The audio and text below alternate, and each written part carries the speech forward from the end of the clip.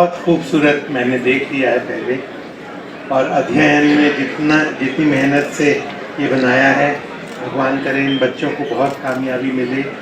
मगर आज जैसे पापा को याद करके आज का दिन उनकी याद को समर्पित किया है, मैं आप सबका बहुत बहुत आभारी हूँ। मेरे बच्चों को ये आशीर्वाद देते रहें कि अपने दादाजी का नाम रोशन करें हमेशा। शुक्रिया, thank you. Thank you so much sir. मैं चाहूँगा शेखर जी सर आपको शब्द करें। बहुत बहुत धन्यवाद। आज का दिन बहुत अहम है। It's a moments occasion for all of us. और मुझे ऐसा लगता है कि जब भी कोई ऐसा क्रिएटिव काम होता है, सृजनात्मक काम होता है, तो उसके बाद ये ज़रूरी हो जाता है कि हम सब मिलके एक उत्सव मनाएं। मेरे ख्याल से जब ईश्वर ने भी सृष्टि की रचना की थी, तो तमाम भगवान फिर मिलके शाम में सेलिब्रेट कर रहे थे कि देखो भाई, मैंने ये संसार बनाया, तुम्हें कैसे लगा, तुम्हें कैसा लगा। और हर बार इस तरह का कोई भी क्रिएटिव काम होता है, it's very important that you celebrate that moment. ढेरों बधाइयाँ जो कोशिश की गई है, जो एक खूबसूरत चीज़ बनाने की, और सभी बधाई के पात्र हैं। मैं विशेष तौर पे कुछ भी नहीं कहना चाहूँगा क्योंकि इसमें अध्ययन इन्वॉल्व है और अध्ययन डायरेक्टर है, और कुछ भी कहना होगा it will be like a father's praising his son, so I give it to the audience. इनके बारे में कुछ नहीं कहूँगा। बस ये जो मेहनत, जो जिस शिद्दत से इन्होंने ये चीज़ हासिल की है, जो मुकम्मल किया है, वो वाकई काबिल तारीफ़ है। I wish them all the best. और यहाँ तमाम जो लोग हैं जो आए हैं, राकेश जी हैं, श्रेया हैं, इन्होंने लगता नहीं है कि इनका ये पहला अवसर है जब इन्होंने काम किया है। She is so good. और नील अंकल जो बोल दिया क्योंकि इन्होंने मुझे बोला था, तो मैं हमेशा कहता हूँ I don't subscribe to that कि जो भी अंकल और आंटी बुलाएगा उसको फांसी की सजा है। तो आगे से बस इसको जहन में रखिएगा। तो नील अंकल को मैं नील अंकल नहीं बोला था, but he is done a fantastic job. I have seen Neil in so many movies. उन्होंने बहुत बेहतरीन अभिनय किया, लेकिन इसमें एक बड़ी विशेष बात उनमें नजर आई। I think the whole aura that he has created, I mean the whole stance that he has, और जिस खूबसूरती से 1-2-3 मिनट में उन्होंने किरदार को जो अदा किया है, that is completely out of this world. I mean, the world's going to sit up and notice all these people for this brilliant work that they have created, which is nothing short of an international standard. तो मैं सब लोगों को बधाइयाँ दूंगा जो लोग यहाँ आए हैं, और विशेष तौर पे वो लोग जो हौसला अफजाई के लिए यहाँ आए हैं। I am eternally grateful to Rakesh भाई, जीतू भाई से मुलाकात हुई नीचे, ही had to leave and I think he's coming back, and all of you. Vivek आए हैं। Vivek has always been part of the family. He's always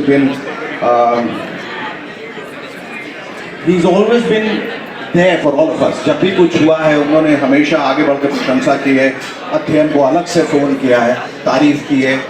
और यहाँ पर एक छोटा सा वाक़या मैं आप लोगों को बता दूँ। तो बात शायद थोड़ी सी लंबी हो जाएगी, लेकिन हमारे सामने ये जो महान हस्ती हैं मुकेश जी, इनके लिए एक बार जोरदार तालियां। मुझे लगता है कि हमारी फिल्म इंडस्ट्री के एक बड़े स्तंभ का नाम है मुकेश। इनके बगैर फिल्म इंडस्ट्री की कल्पना नहीं की जा सकती। मैं जब बड़ा हो रहा था तो 3 लोगों का बहुत ज़्यादा इन्फ्लुएंस मेरे लाइफ में हुआ। एक मुकेश जी, एक दिलीप कुमार और एक साहिर लुधियानवी।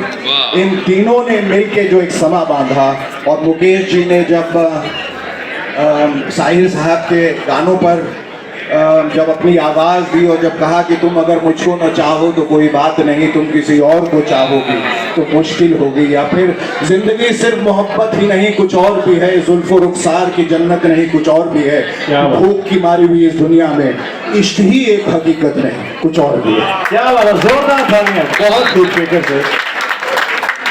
एंड मैं देखिए, कुछ चीज़ें होती हैं जो लफ्ज़ों में बयान नहीं की जा सकती। आज emotionally attach to Mukesh ji, और इसलिए भी क्योंकि मेरा दिल कई बार टूटा था and he was the voice of all the jilted and forlorn lovers. और मैं उनका एक बीबीसी का इंटरव्यू भी सुन रहा था जिन्होंने कहा कि he used to give it all to all this sad song. तो जब भी मुकेश जी का कोई गाना रेडियो पे आता था, मुझे लगता था मेरे दिल की धड़कनें एक्साइटमेंट में बंद हो जाएगी। मैं दौड़ता था, हर गाना उनका सुनता। दिल जलता है तो जलने से लेके, संगम के गाने से लेके, दिल ही तो है, या मेरा नाम जोकर, आप बताएं, मैं इंसाइक्लोपीडिया हूँ मुकेश जी पे। और जब एक बार एक मौका मिला, देखिए मैं कितनी शिद्दत से मैंने उनको चाहा था। मैं पटना में एक पोस्टर लगा कि मुकेश जी पटना आ रहे हैं, और एक गीत संगीत का कार्यक्रम का आयोजन हुआ था, और मैं सिर्फ 8-10 साल का था। वहाँ भाग के उस स्टेडियम में सिर्फ मुकेश जी को सुनने गया। कुछ ऐसे हालात हुए कि वहाँ भगदड़ मच गई, लाठीचार्ज हुआ। मैं स्टेडियम में था, वहाँ दीवार टूट गई और मैं छोटा बच्चा 200 फीट से नीचे गिरा और बच गया। उस भगदड़ में, उस पैंडेमोनियम में मैं घूमता फिरता स्टेज तक चला गया, स्टेज के पीछे चला गया, वहाँ मुकेश जी बैठे थे और मैं गया उनके पीछे खड़ा हो गया और धीरे से उनके कंधे पर मैंने हाथ रख दिया। मैंने उनको छू लिया। मुझे ऐसा लगा कि मेरी जिंदगी सफल हो गई। क्या बात है। वो पहले और आखिरी दफा मैं मुकेश जी से मिला, लेकिन मैंने आपको बताया मैं कितनी मोहब्बत थी, कितना इश्क था उनसे, कि ईश्वर ने एक ऐसे मकाम पे लाके खड़ा कर दिया जहां मैं उनसे मिल पाया। और देखिए आज 100 साल के बाद भी मुकेश जी की आत्मा जो है वो अमर है। जो इश्क, जो प्यार मोहब्बत हमने मुकेश जी को दिया, वो हजारों करोड़ों साल तक रहेगा। तो एक बार फिर से मैं चाहूँगा मुकेश जी के लिए आप लोग एक बार जोरदार तालियां बजा दें, और इन सब कलाकारों के लिए एक बार फिर से जिन्होंने इतनी मेहनत से ये तस्वीर बनाई है। Thank you so much. It's always glad to listen to such a fantastic orator, Shekhar Suman ji. मैं चाहूँगा राकेश सर प्लीज आप कुछ शब्द कहें।